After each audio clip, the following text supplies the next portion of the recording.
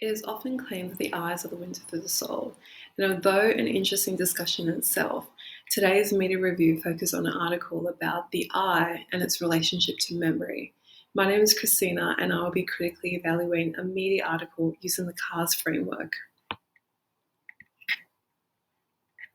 The title article, Eye Movements Could Be the Missing Link in Our Understanding of Memory, is an article on the conversation, written by Roger Johannesberg and Michele Johannesberg, where they share a condensed summary of their own research study, Eye Movement Replay Supports Episodic Remembering. The article relates to memory and how the shifting of focus through different types of eye movements can help determine memory we form.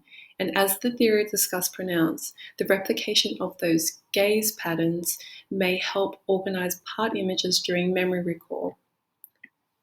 This may have an important implication in psychotherapy, such as how it plays a role in determining the underlying mechanics of EDMR therapy, which utilizes eye movements in the treatment of trauma recall when treating such conditions as post-traumatic stress disorder. The article covers a brief history of the topic, a summary of the methodology used in the research article, an outline of the results, and some relative discussion. They also include application and directions for further research, as well as provide link to various specific jargon or theories that they have referenced that can be directly accessed through hyperlinks in the article.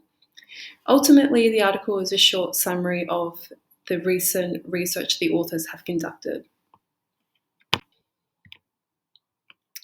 With the broad availability of information that is available, it is important to absorb information even in the academic space with a degree of critical thinking and skepticism. The CARS framework is designed to help separate high and low quality resources in a systematic way. The CARS framework offers a way for individuals to fill the gap between peer-reviewed research articles and free content market, better known as the internet, where there's no set vetting or accountability. CARS can be used to help us make better decisions on where to gather information from. As a quick definition, credibility refers to the quality of the source trustworthiness and reliability. It can also refer to how the article is presented and written. Accuracy is the quality of information being correct and precise. Reasonableness refers to the information and judgments being fair and objective. And lastly, support is in reference to external consistency and the quality of supporting evidence.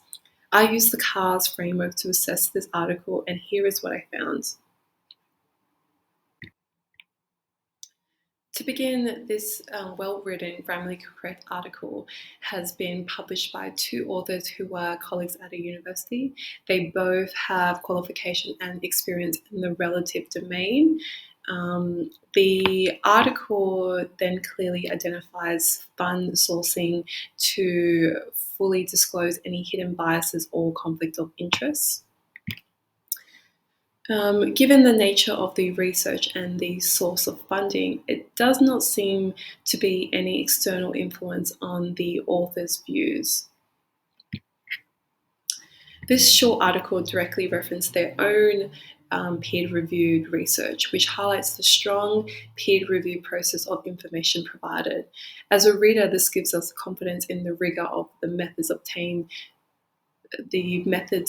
to gather the information and the way it's been interpreted and supported by evidence.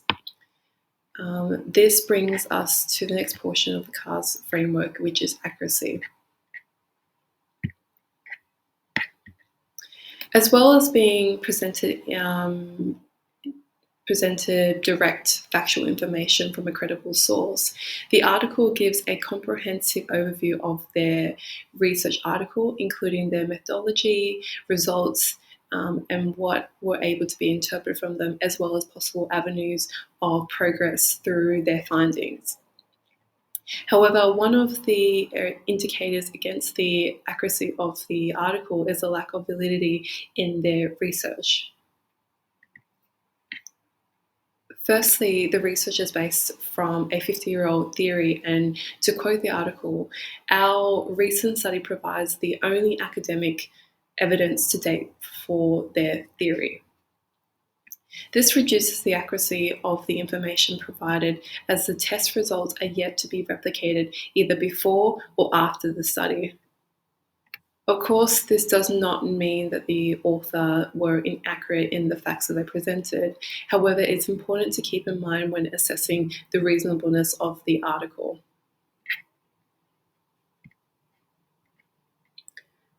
Overall, the article skewed positively towards being factual and thoughtful. It possessed a calm, reasoned tone, arguing and presenting material thoughtfully and without attempting to get you emotionally worked up. They use definitive language such as "this could be," "this suggests," which, when discussing the implication of information presented, indicating an understanding of the strength of the claim. Although they do present information behind why their results may indicate their claims, they could have also presented some differing theories and perspectives to increase the overall reasonableness of the article. Their claims are moderate in their interpretation and seems to be based in logical argument, and the author avoids contradictions throughout the article. Overall, we can conclude that the article demonstrates a reasonable tones throughout, through greater efforts could be made to broaden that perspective. Before I make my final judgment on the quality of the resource, it's important to review the amount of supporting evidence included.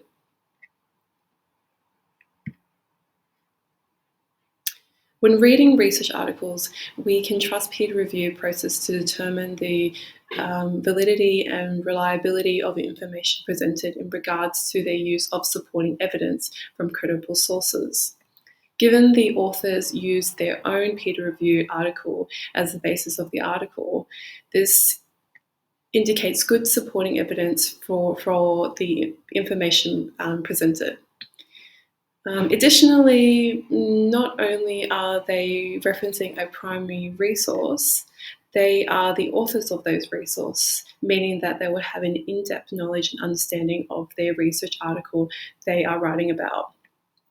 Even if we continue our inquiry further and review their research paper, we can see a broad range of primary sources citations have been provided.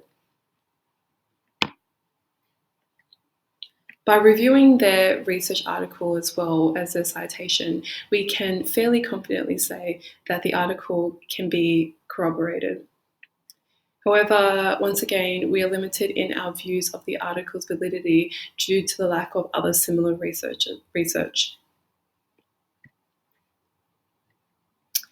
In conclusion, despite the limitation in regards to additional research and its implications of validity, the article has been written by accredited authors who provide reasonable perspectives on information that was well supported and accurate in its objective and consistent presentation. This article can be served as a useful reference for further research to utilize to help create hypotheses as a component source in a research of relevant ideas to memory and the role of eye movement in both the creation and recollection of memory. And that concludes my media review. Thank you for listening.